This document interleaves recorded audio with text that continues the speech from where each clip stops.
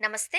ప్రస్తుతం మనతో పాటు ఉన్నారు సీనియర్ జర్నలిస్ట్ భరద్వాజ్ గారు. సార్ నమస్తే అండి. నమస్తే. ప్రస్తుతానికి మనం సోనం వాంగ్‌చుక్ గురించి ఆహ్, ఎక్కువగానే వింటున్నాం. విద్యావేత్త, పర్యావరణవేత్త కొద్దిమందికి మాత్రమే తెలుసు. ఎప్పుడైతే ఈ పేపర్ లీకేజ్ అంశం వచ్చిందో, ధర్మేంద్ర ప్రధాన్ గారు రిజైన్ చేయాల్సిందే అంటూ ఇవాళ 21 రోజు. అవును. ఆయన నిరాహార దీక్ష చేపట్టి. సో, మొత్తం అందరూ అదే అంశం గురించి చర్చిస్తున్నారు నేషనల్ మీడియాతో సైతం. అవును. ఏం చెప్తారు మీరు? అంటే సోనం వాంగ్‌చుక్ దాదాపుగా అంటే 20 రోజుల నుంచి ఆయనతో చర్చించేటువంటి ప్రయత్నం కూడా ఎవరూ చేయలేదక్కడ. ఛాయలకి ఎవరూ వెళ్ళకపోవడం వెళ్ళట్లేదు. అనేది హ్మ్. విడ్డూరం. వెళ్ళి కనీసం దేనికి చేస్తున్నారు అని పట్టించుకోవాల్సిన అవసరం ఉంది. కేవలం ప్రభుత్వానికి మాత్రమే కాదు. ప్రభుత్వం ఎలాగూ పట్టించుకోలేదు. ప్రతిపక్షాలు కూడా వెళ్ళటం లేదు. కాంగ్రెస్ పార్టీ కూడా దూరంగా ఉంటోంది. హ్మ్. ఎందుకుంటోంది అంటే ఇది దీని వెనకాల బీజేపీ హస్తం ఉందేమో అని ఒక డౌట్ ఉంది మాకు అన్నట్టుగా ఒక అభిప్రాయాన్ని కొంతమంది వ్యక్తం చేశారు. అంటే వీళ్ళు కూడా ఒక రకంగా దీని అంటే మొదట్లో కాక్రోచ్ పార్టీ ప్రారంభ దినాల్లో ఆ అభిప్రాయం ఉండింది. కానీ వాళ్ళు వాళ్ళ పద్ధతిలో వాళ్ళు ప్రోగ్రాంలోకి వచ్చారు. ఢిల్లీలో జంతర్ మంతర్ దగ్గర ప్రారంభించి అక్కడి నుంచి హైదరాబాద్ దాకా వచ్చారు. జైపూర్ వెళ్ళారు. జైపూర్లో వాళ్ళ మీద దాడులు జరిగినాయి. ఆ దాడులు జరిగిన సందర్భంగా దాడి చేసిన వాళ్ళు చేసిన వ్యక్తి ఆర్ఎస్ఎస్ అనేది కూడా ఎక్స్పోజ్ అయింది. హ్మ్. ఈ ప్రయాణం అంతా ఉంది, చరిత్ర అంతా ఉంది. వాళ్ళు ఏమిటి అనేది నెమ్మదిగా చరిత్ర తెలుస్తుంది. అంటే రకరకాల డౌట్స్ కూడా ఉన్నాయి, ఉండొచ్చు కూడా. ఎందుకంటే వాళ్ళ మూలాలు ఆప్లో ఉన్నాయి. అతను ఎవరైతే దాన్ని డిజైన్ చేశాడో కాక్రోచ్ జనతా పార్టీని, ఆయన గతంలో ఆప్తో సంబంధాలు ఉన్నటువంటి వ్యక్తి. ఆప్తో సంబంధాలు మాత్రమే కాదు, వాళ్ళకి చాలా టెక్నికల్ సపోర్ట్ ఇచ్చున్నాడు అతను. కాబట్టి వాళ్ళకి ఆ రిలేషన్స్ ఉన్నాయా ఇంకేమైనా ఉన్నాయా అనేది పక్కన పెట్టేస్తే, ఇక్కడ దాదాపు 20 రోజుల నుంచి ఒక మనిషి నిరాహార దీక్ష చేస్తున్నాడు. హ్మ్. చేస్తున్నప్పుడు వెళ్ళి కనీసం మాట్లాడాల్సినటువంటి నైతిక బాధ్యత ఉంటుంది. అంటే నాకేమనిపిస్తోందంటే, ప్రభుత్వం మేం మాట్లాడతాము, మేం చేస్తాము తప్ప ఇంకెవరికి ఈ దేశంలో ప్రశ్నించే హక్కు లేదు. ఎవరైనా నిరసన గనక తెలియజేస్తే మేము పట్టించుకోము. అనవసరంగా వాళ్ళని కూర్చోబెట్టినందుకు మీరే బాధ్యులవుతారు. ఎవరైతే ఈ కాక్రోచ్ జనతా పార్టీ ఉందో, లేకపోతే ఆందోళనకారులు ఉన్నారు, హ్మ్. నీట్ పేపర్ లీకేజ్ గురించి కానీ, పోటీ పరీక్షల నిర్వహణలో ప్రభుత్వ వైఫల్యాల గురించి మాట్లాడుతున్న వాళ్ళు, ధర్మేంద్ర ప్రధాన్ రెసిగ్నేషన్ గురించి గొడవ చేస్తున్న వాళ్ళు, ఆయనకి దోమ కుట్టిన అనుభూతి కూడా లేదు ధర్మేంద్ర ప్రధాన్కి. ఆయన నిజానికి పట్టించుకుని దీని మీద ఒక బహిరంగ ప్రకటన చేయాల్సి ఉంది. కానీ ఆయన కూడా ఇప్పటిదాకా నోరు మెదపలేదు, అసలు పట్టించుకోవడం లేదు ఆయన. ఎవ్వరు ఆ వైపే చూడట్లేదు. అత్యంత బాధాకరం ఇది. అదే ఎవరూ చూడట్లేదు. కనీసం ఒక ప్రకటన చేసే ప్రయత్నము చేయట్లేదు. హ్మ్. విపక్షాలు వెళ్ళటం లేదు.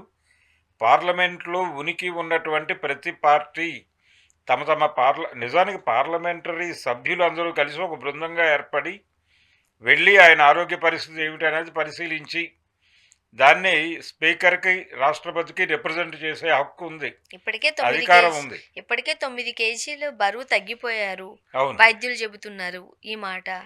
అండ్ 50+ ఏజ్ ఆయనకి. 60 60. 60 దాటాడు. హ్మ్.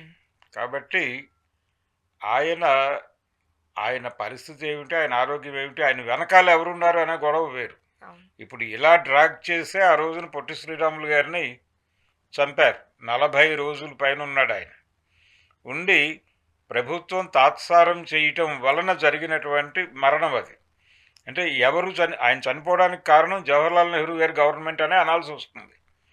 ఒక రకంగా ప్రభుత్వం చేసినటువంటి హత్యగానే చూడాలి పొట్టి శ్రీరాములది. అలాగే ఇప్పుడు కూడా వాంగ్చుక్కి ఏదైనా జరిగితే ఉద్యమకారుల మీద నెపం వేసేసి తప్పించుకుందామని వాళ్ళు చూస్తున్నారు. ఆల్రెడీ ఆ ప్రచారం మొదలుపెట్టేశారు. Bharatiya Janata party social media wing నుంచి ఆ ప్రచారం మొదలైంది.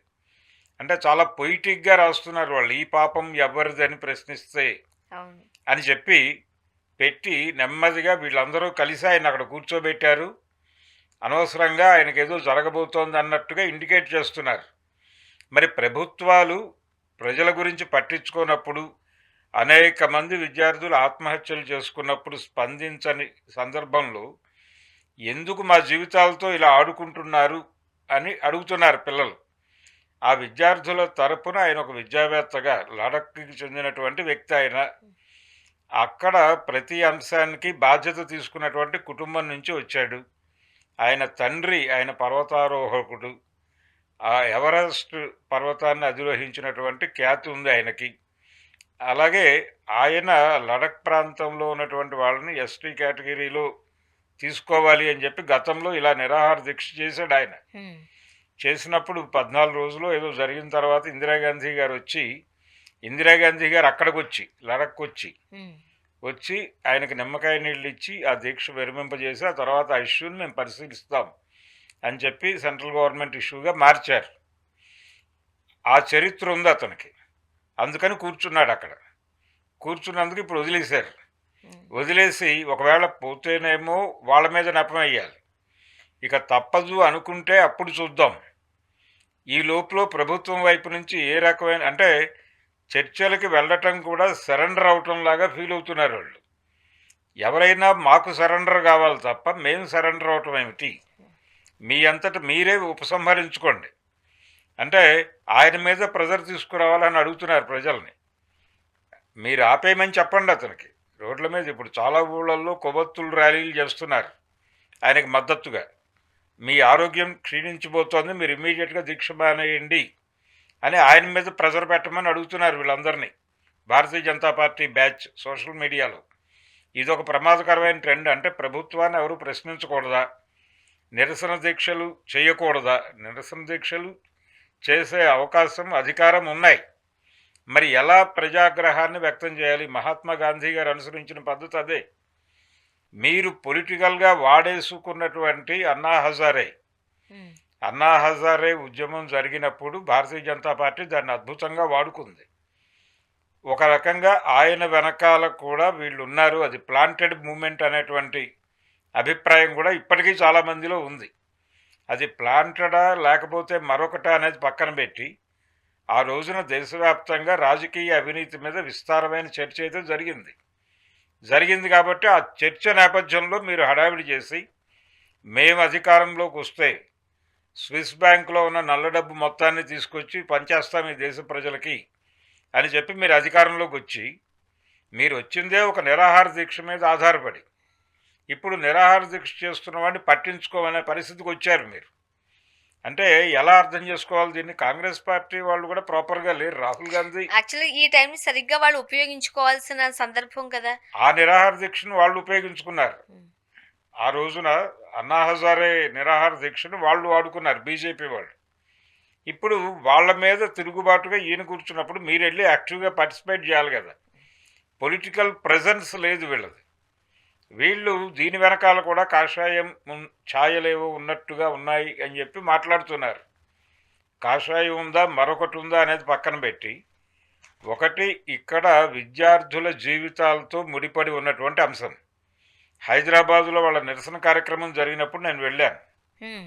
అక్కడికి ఆంధ్రప్రదేశ్ నుంచి కొంతమంది తల్లిదండ్రులు వాళ్ళ పిల్లల్ని తీసుకుని వచ్చారు. వచ్చి వాళ్ళు చెప్పిన విషయం ఏంటంటే మా పిల్లలు డీలా పడిపోయారండి, డిప్రెషన్లోకి వెళ్ళిపోయారు, వాళ్ళకి కొంచెం మోటివేషన్ అవుతుందని చెప్పి పట్టుకొచ్చాము ఇక్కడికి అని చెప్పారు వాళ్ళు. అంటే ఇక్కడ ఇంతమంది కూడతారు కాబట్టి ఇంతమంది సఫరర్స్ ఉన్నారు, మనం ఒక్కళ్ళమే కాదు అనేది ఆ పిల్లలకి అర్థం కావాలి. రెండోది ఒక యుద్ధం జరుగుతోంది, ఒక పోరాటం జరుగుతోంది మన సమస్య మీదే, కాబట్టి మనం భయపడాల్సిన అవసరం లేదు అనేది మోరల్ సపోర్ట్ దొరుకుతుంది వాళ్ళకి. తద్వారా డిప్రెషన్లోంచి బయటకు వస్తారని తల్లిదండ్రులు తీసుకొచ్చారు అక్కడికి. ఇది జరుగుతున్నటువంటి పరిస్థితి దేశంలో. అందుకని ఈ పిల్లల తరపున అతను కూర్చున్నాడు అక్కడ. ఎడ్యుకేషనల్ వ్యవహారాలు మాత్రమే కాదు, విద్యార్థులు, రాజకీయము, సాంస్కృతికము ఈ అంశాలకు సంబంధించి ఒక ఆర్గనైజేషన్ పెట్టి నడుపుతున్నాడు ఆయన లదఖ్లో. అంతగా విద్యార్థులతో మమేకమయ్యాడు, ప్రకృతితో మమేకమయ్యాడు, పర్యావరణం గురించి మాట్లాడుతున్నాడు ఆయన. మంచు శిల్పాలని చెక్కినటువంటి చరిత్ర ఉంది ఆయనకి, అంతర్జాతీయ ఖ్యాతి పొందాడు, రకరకాల అంతర్జాతీయ పురస్కారాలు తీసుకున్నాడు. ఆయన కుటుంబానికి ఒక నేపథ్యం ఉంది, ఆయన తండ్రి గారికి ఒక నేపథ్యం ఉంది. ఇంత విలువైనటువంటి చరిత్ర ఉన్నటువంటి ఒక కుటుంబానికి, ఒక ప్రాంతానికి, కాశ్మీర్కి సంబంధించి అక్కడ సెంటిమెంట్ గాయపడేటువంటి అవకాశం ఉంది. ఇన్ని వ్యవహారాలు ఉన్నప్పటికీ ప్రభుత్వం నిమ్మకు నీరెత్తినట్టుగా అలా పడుంది. హ్మ్. అంటే స్పందించాల్సిన ప్రతిపక్షాలు ఎక్కడున్నాయో తెలియట్లేదు. ఇప్పటి వరకు నిజానికి పార్లమెంట్లో ఉన్నటువంటి విపక్ష సభ్యులందరూ కలిసి ఒక కమిటీగా ఏర్పడి వెళ్ళి పరిశీలి చేయాలి. హ్మ్. ఆ పని కూడా జరగటం లేదు. ఆ పని ఇమ్మీడియట్గా జరగాలి. కనీసం అంటే ఇప్పుడు ఇమ్మీడియట్గా జరగవలసిన పని ఏంటంటే ఎవరు పట్టించుకోవట్లేదు కాబట్టి ఈ క్యాండిల్ ర్యాలీలు తీయటం కన్నా కూడా ఎక్కడికక్కడ విద్యార్థి సంఘాలు ఆయా ప్రాంతాలలో ఒక ఊళ్ళో ఉన్నటువంటి విద్యార్థి సంఘాలు, సపోజ్ అది ఏ టౌన్ అయినా కావచ్చు, ఒంగోలు లాంటి టౌన్ అయినా కావచ్చు, అక్కడ ఉన్నటువంటి అన్ని పార్టీ కార్యాలయాల ముందు ధర్నాలు చేయాలి. చేసి మీ పార్టీ స్టాండ్ ఏంటో చెప్పండి దీని మీద. ఇక్కడ ప్రతి ఊళ్ళోనూ జరగాలి. దేశవ్యాప్తంగా ప్రతి గ్రామంలోనూ అక్కడ ఉన్నటువంటి పొలిటీషియన్స్ కార్యాలయం లేకపోతే వాళ్ళ ఇళ్ల ముందైనా సరే కూర్చుని ఇది విద్యార్థులకు సంబంధించిన గొడవ. విద్యార్థులు పోటీ పరీక్షల నిర్వహణలో ప్రభుత్వ వైఫల్యాల వలన ఆత్మహత్యలు చేసుకుని చనిపోతున్నటువంటి పరిస్థితి. అందుకని కెరియర్ పోతుంది అనే ఉద్దేశంతో విద్యార్థులు ఎవరు దీనిలో పార్టిసిపేట్ చేయరని వాళ్ళ ఉద్దేశం. అవును. అదొక సాకు, అంటే అదొక అడ్వాంటేజ్గా తీసుకుంటున్నారు. అందుకని పొలిటీషియన్స్ ద్వారా జరిగితే బాగుండు అనుకుంటారు విద్యార్థులని వీళ్ళు అనుకుంటున్నారు. పొలిటీషియన్స్ని వాళ్ళు కేర్ చేసే పరిస్థితుల్లో లేరు కాబట్టి ఎవరి సమస్య మీద వాళ్ళే యుద్ధం చేయాలి. అందుకని విద్యార్థుల తరపున విద్యార్థి సంఘాలు రోడ్డు మీదకి వచ్చి వాళ్ళు వెళ్ళి ప్రతి ఊళ్ళోనూ, ఇప్పుడు ఆల్రెడీ లెఫ్ట్ ఆర్గనైజేషన్స్ అన్నీ అక్కడ ఉన్నాయి జంతర్ మంతర్లో, కానీ లెఫ్ట్ పెద్ద లీడర్లు ఎవరూ రావట్లేదు అక్కడికి. కేవలం స్టూడెంట్ ఆర్గనైజేషన్స్ మాత్రమే ఉన్నాయి. మొన్న ఇక్కడికి వచ్చింది కూడా వాళ్ళే. కొంత ఇక్కడ ఏబీవీపీ ప్రజెన్స్ కూడా కనిపించింది హైదరాబాద్ దానిలో. తర్వాత వాళ్ళు దూరం జరిగారు. జైపూర్లో దాడి చేసింది వాళ్ళే. కాబట్టి దీనిలో ప్రధానంగా లెఫ్ట్ ఆర్గనైజేషన్స్, వాళ్ళ స్టూడెంట్ ఆర్గనైజేషన్స్ ఇమ్మీడియట్గా దేశవ్యాప్త ఆందోళనకు పిలుపునిచ్చి ఎక్కడికక్కడ ధర్నాలు, రాస్తారోకోలు, అంటే డెమోక్రటిక్గా, అంటే చట్ట పరిధిలో ఉన్నటువంటి పోరాట రూపాలు తీసుకుని, లీగల్ ఫ్రేమ్వర్క్లో ఉన్నటువంటి పోరాట రూపాలను తీసుకుని రోడ్ల మీదకి రావాల్సిన అవసరం అయితే ఉంది. చూడాలి సార్. అంటే ఆయన మీద ప్రెజర్ పెట్టండి, ఆపేయమని అని వాళ్ళు చెప్తున్నారు. దాన్ని వ్యతిరేకించాలి. రెండోది, చాలా స్పష్టంగా వాళ్ళు ఓపెన్గా చెప్తున్నారు, ఇది మీరు చేసిన హత్య అని ఆందోళనకారుల మీద వేయటానికి కుట్ర పన్నుతున్నారు. అందుకని ఆ కుట్ర బారిన పడకుండా ఉండటానికి, అంటే రేపు పొద్దున ఎవరు కూర్చున్నా మిమ్మల్ని చంపేయటం కోసం కూర్చోబెట్టారని మాట్లాడతారు వీళ్ళు. అవును. అందుకని ఆ నేరేటివ్ గవర్నమెంట్ ఇస్తోంది కాబట్టి దాని మీద సీరియస్గానే పట్టించుకుని ఒక డెమోక్రటిక్ పద్ధతుల్లో ఇమ్మీడియట్గా పోరాట రూపాన్ని రూపొందించుకుని ముందుకెళ్లాల్సిన అవసరం విద్యార్థి సంఘాల ముందు ఉంది. చూడాలి సార్, మరి వాళ్ళు ఏం చేస్తారు, ఏం చేయబోతున్నారు అని.